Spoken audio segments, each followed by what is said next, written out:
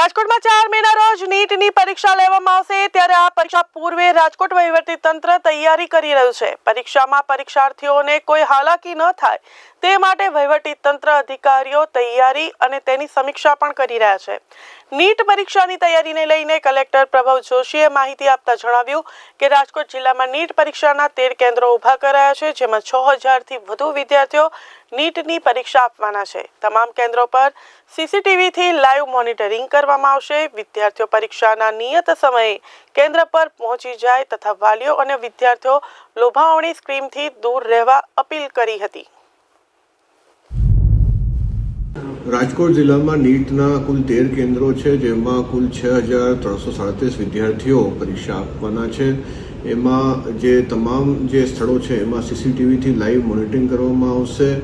પોલીસનું ત્યાં ચુસ્ત બંદોબસ્ત છે, જેમના દ્વારા ફિસ્કિંગ પણ કરવામાં આવશે। ખાસ મારે વિદ્યાર્થીઓને વિનંતી છે કે જે નિયત સમય છે એમાં પહોંચી જાય, કારણ કે સમય પછી એન્ટ્રી કોઈ પણ સંજોગોમાં આવશે નહીં।